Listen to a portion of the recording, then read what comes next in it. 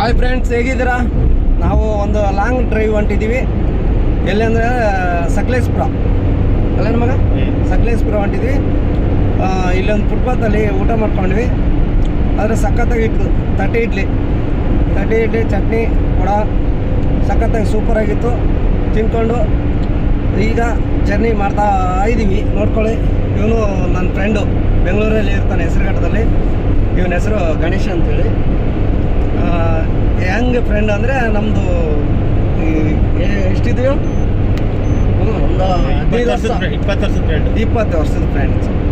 ನಾನು ಅವನ ಜೊತೆಯಲ್ಲೇ ಕೆಲಸ ಮಾಡ್ತಾಯಿದ್ವಿ, ಜೊತೆಯಲ್ಲೇ ಕಲ್ತಿದ್ದೀವಿ. ಅವನು ನನಗಿನ ಸೀನಿಯರ್. ಅಂದರೆ ನಾನು ಅವನ ಹತ್ರ ಜೂನಿಯರ್. ಅವಾಗ ನನ್ನನ್ನು ಸೀನಿಯರ್ ಮಾಡಿದ್ದಾನೆ. ಬೆಸ್ಟ್ ಮನುಷ್ಯ ಅಲ್ಲಣ್ಣ?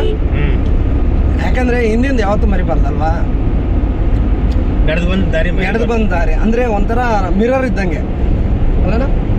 ನಾವು ನೋಡ್ಕೊಂಡಾಗ ನಮ್ಮ ಮುಖ ನಮಗೆ ಕಾಣಬೇಕಷ್ಟೇ. ಅಂದರೆ ನಾವು ಕರೆಕ್ಟಾಗಿ ಇದೀವಿ ಅಂತ ಅರ್ಥ ಅಲ್ವೇನ? ನಮ್ಮ ಮುಖ ಬಿಟ್ಟು ನಾವು ಬೇರೆ ಥರ ಕಾಣ್ಕೊಂಡ್ವಿ ಅಂದರೆ ನಾವು ಸರಿ ಇಲ್ಲ ಅಂತ ಅರ್ಥ.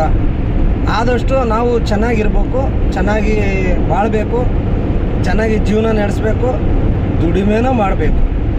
ದುಡಿಮೆ ಫಸ್ಟು, ಆಮೇಲೆ ದುಡಿಮೆನೇ ದೇವರು. ಫಸ್ಟು ದುಡಿಮೆ, ಆಮೇಲೆ ಎಂಜಾಯ್ಮೆಂಟು ಎಲ್ಲ. ಆಮೇಲೆ ಫಸ್ಟ್ ಅಲ್ವೇನ? ಸೆಕೆಂಡ್ ಅಲ್ಲ, ದುಡಿಮೆ. ಪ್ರತಿಯೊಂದು ಎಂಜಾಯ್ಮೆಂಟ್. ದುಡಿಮೆ ಇಲ್ಲ ಅಂದರೆ ಜೀವನದಾಗ ಏನು ಸಾಧಿಸೋಕ್ಕಾಗಲ್ಲ. ನಾವು ಹೆಂಗೆ ದುಡಿಮೆ ಮಾಡ್ಬೇಕಂದ್ರೂ ನಮ್ಮ ಹಿಂದ್ಗಡೆ ಇದ್ದವ್ರು ಮುಂದೆ ಬಂದ್ಬಿಟ್ಟು ಏನೋ ಹತ್ತಿದೆ ನೋಡೋ ನಿನ್ನ ಹಿಂದೆ ಅಂತ ಹೇಳ್ಬೇಕು. ಆ ಥರ ದುಡಿಮೆ ಮಾಡ್ಬೇಕು ಅಲ್ಲೇನೋ? ಆ ಥರ ನಿಲ್ಲಬೇಕು. ನಿಲ್ಲಕ್ಕೆ ನಾನು ರೆಡಿ ಇದ್ದೀನಿ. ನಾನು ಅದೇ ಥರ ಇರ್ತೀನಿ.